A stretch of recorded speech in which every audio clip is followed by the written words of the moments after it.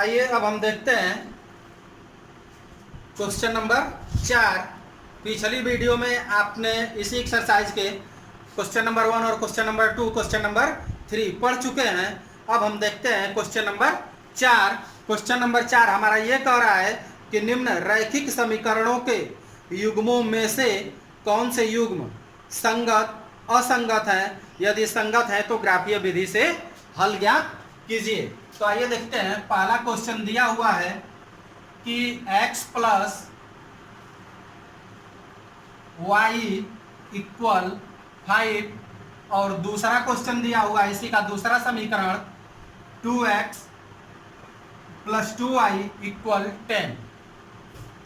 तो सबसे पहले हम इसको देखेंगे कि यह जो दिया गया हमारा समीकरण है यह संगत है या असंगत। तो इसके लिए हम a1/a2, b1/b2 और c1/c2 के मान ज्ञात करेंगे।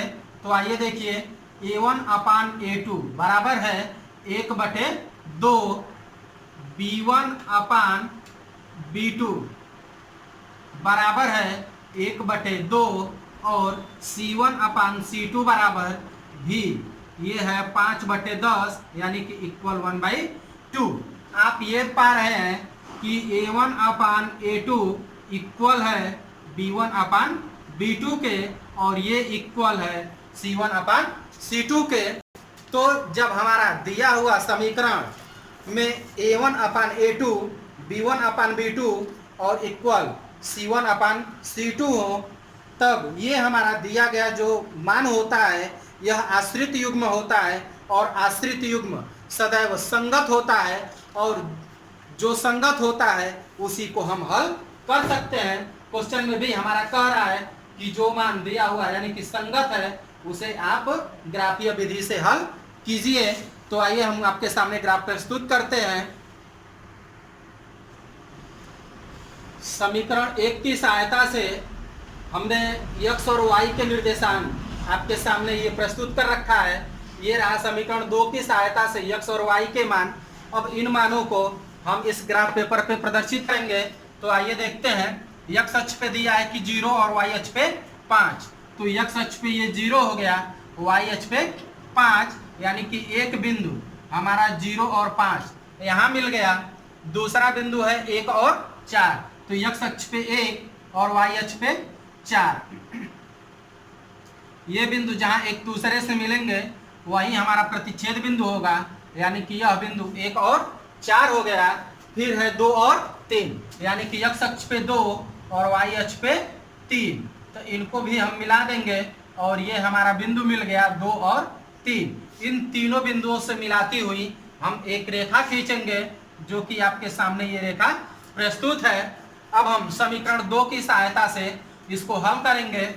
तो आइए देखिए, समीकरण 2 में निर्देशांक है क्या, x अक्ष पे 5 और y अक्ष पे 0। तो x अक्ष पे 5 और y अक्ष पे 0 हमारा ये एक बिंदु मिल गया 5 और 0।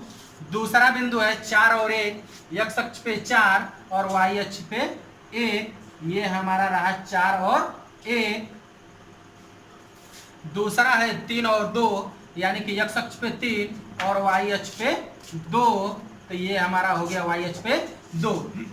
यानी कि इन्हीं रेखाओं को आप देख रहे हैं कि यह बिंदु सेम मिलता हुआ प्रतीत हो रहा है और ये हमारा हो गया ग्राफ जो कि आपके सामने प्रस्तुत है। आप देख रहे हैं कि यह जो ग्राफ नंबर यानी कि समीकरण 2 से जो दूसरी रेखा खींची गई है वह पहली रेखा में मिल गई है। अर्थात आप ये देख रहे हैं कि ये रेखा बड़ी दूर जा रही है, अर्थात यह अपरिमित होगी और इसको जब हम हल की बात करेंगे तो इसके अनेक हल होंगे। इसको आप नोट करिए। फिर हम अभी आपके सामने क्वेश्चन नंबर 2 इसी का प्रस्तुत करते हैं।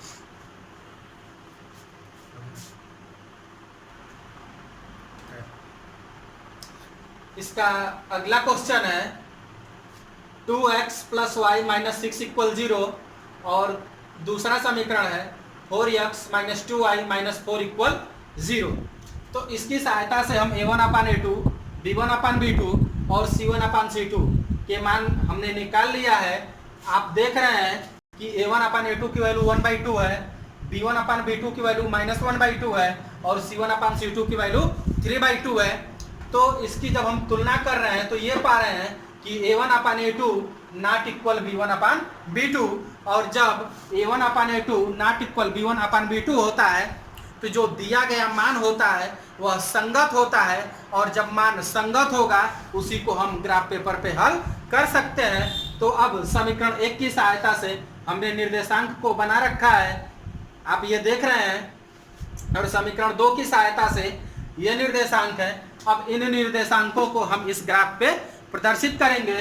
तो आइए देखते हैं कि x यानी कि पहले समीकरण से जो हमको निर्देशांक प्राप्त हुआ है वह 0 और 6 है।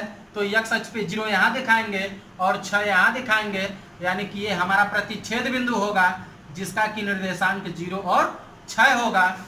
फिर दूसरे निर्देशांक की बात करें तो x अक्ष पे 1 है और y अक्ष पे 4 है। तो x अक्ष पे 1 आप यहाँ देख रहे हैं और y अक्ष पे 4 यहाँ देख रहे हैं। तो ये जहाँ एक दूसरे को प्रतिच्छेद करेंगे वही हमारा प्रतिच्छेद बिंदु होगा, अर्थात 1 और 4 है। फिर ये देख रहे हैं कि दोनों निर्देशांक 2 और 2 है। तो आइए हम 2 और 2 को प्रदर्शित करते हैं। तो ये हमारा रहा 2 और 2। अब इन तीनों बिंदुओं को हम मिला देंगे और इन तीनों बिंदुओं से मिलाती हुई एक रेखा का निर्माण करेंगे। अब आइए देखते हैं समीकरण 2 द्वारा जो निर्देशांक प्राप्त है इनके माध्यम से हम एक रेखा खींचेंगे। तो आइए, ये रहा x अक्ष पे 1 और y अक्ष पे 0। तो x अक्ष पे 1 यहाँ है और 0 भी यही होगा, यानी कि यह एक हमारा निर्देशांक मिल गया 1 और 0। फिर है 2 और 2। तो 2 और 2 आप देख रहे हैं कि यहाँ है, और फिर तीसरा पॉइंट है 3 और 4। तो x अक्ष पे 3 और y अक्ष पे 4। हम इसको आगे बढ़ा लेंगे और यहाँ से मिलती हुई एक रेखा खींचेंगे। तो आप देख रहे हैं कि यह रेखा हमको ये मिल रही है,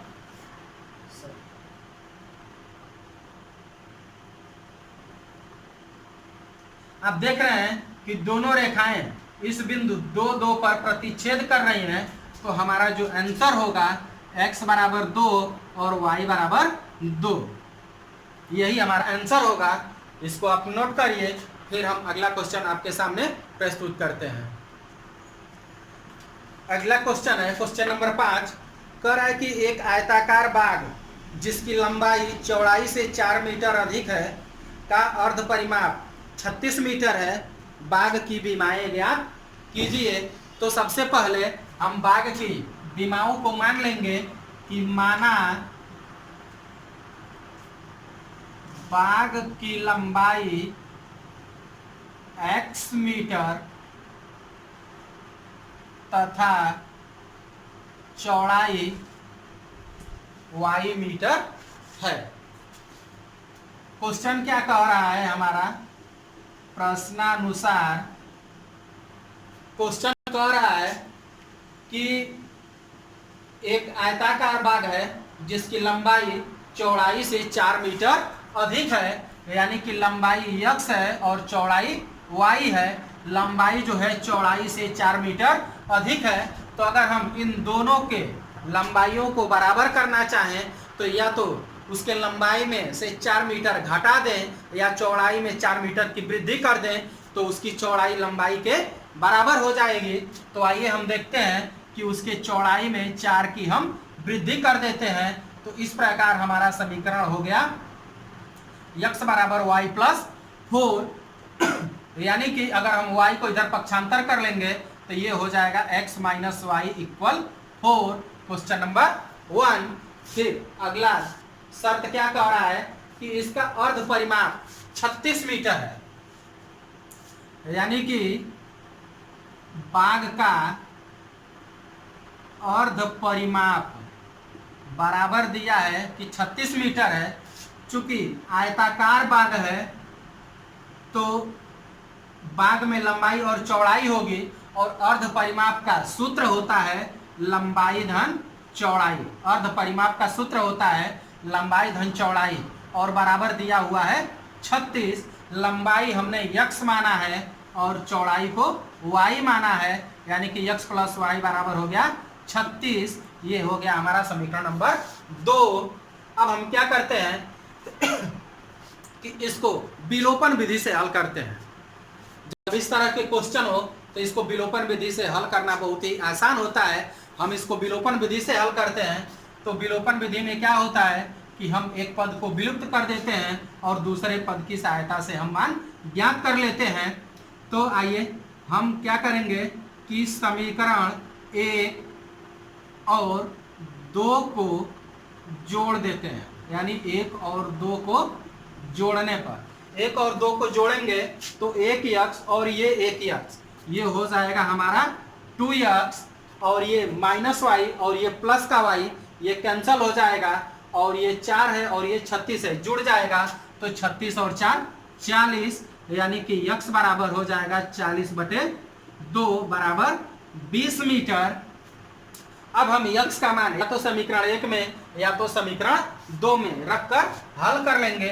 तो आइए x का मान हम समीकरण 2 में रखते हैं, यानी कि x का मान समीकरण 2 में रखने पर, यानी कि x के मान को हम समीकरण 2 में रख देंगे तो ये हो जाएगा 20 धन y बराबर 36।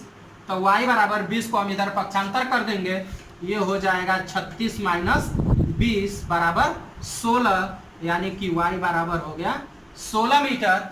चूंकि बाघ की बीमाएं हमसे पूछा जा रहा है तो बाघ की बीमा यानी कि लंबाई हमने x माना है, तो लंबाई x बराबर यहाँ मिला है हमको 20 मीटर। तो ये हो जाएगा x बराबर 20 मीटर। और बाघ की चौड़ाई पूछी जा रही है, चौड़ाई को हमने y माना है, तो y बराबर हमें मिला है 16 मीटर, यानी कि ये हो गया हमारा बाघ की चौड़ाई 16 मीटर। आप देख रहे हैं कि बाघ की लंबाई x बराबर 20 मीटर हो गई और चौड़ाई y बराबर 16 मीटर। तब तक आप इसको नोट करिए, फिर अगले क्वेश्चन के साथ हम आपसे मिलते हैं। अब है अगला नंबर, क्वेश्चन नंबर 6। इसमें यह कह रहा है कि एक रैखिक समीकरण 2x + 3y - 8 = 0 दी गई है। दो चरों में एक ऐसी और रैखिक समीकरण लिखिए ताकि प्राप्त युग्म का ज्यामितीय निरूपण जैसा कि प्रतिच्छेद करती हुई रेखा हो, संपाती रेखाएं हो, समांतर रेखाएं हो। अभी क्वेश्चन नंबर 4 में 3 और 4 में हमने आपको जो बताया है उसी प्रकार से सेम इसको हल करना है। तो हमें विश्वास है कि इस क्वेश्चन को आप खुद ब खुद कर लेंगे। फिर अब हम चलते हैं अगले क्वेश्चन पे। तो अगला नंबर क्वेश्चन है 7 और एक्सरसाइज का लास्ट क्वेश्चन है। ये क्या कह रहा है, ध्यान दीजिए। कह रहा है कि समीकरणों x - y + 1 और x + 3x + 2y - 12 = 0 का ग्राफ खींचिए और x अक्ष इन रेखाओं से बने त्रिभुज के शीर्षों के निर्देशांक ज्ञात कीजिए और त्रिभुजाकार पटल को छायांकित कीजिए। तो अभी आपने देखा कि क्वेश्चन नंबर 1 में हमने 2 ग्राफ बनाया है, तो उसी प्रकार से इनको हल करके निर्देशांकों को ज्ञात करके और आप एक ग्राफ पेपर बनाएंगे और ग्राफ पेपर पे आप पाएंगे कि जो भी आकृति आपकी बनी हुई है वह कुछ आकृति इस प्रकार की होगी। तो आप ये एक प्रकार का ये त्रिभुज का निर्माण करेगा, तो इसके शीर्ष अगर हम A, B और C रख देंगे तो हमसे कह रहा है कि इस त्रिभुजाकार क्षेत्रों को छायांकित करिए। तो इस प्रकार हम इसको छायांकित करेंगे। तो ये क्वेश्चन भी आप खुद ब खुद कर लीजिएगा। अगर इसके बावजूद भी कोई समस्या आती है तो आप हमें कमेंट बॉक्स में अवगत कराएंगे, फिर हम आपको इसकी सलूशन दे सकेंगे। तब तक के लिए धन्यवाद।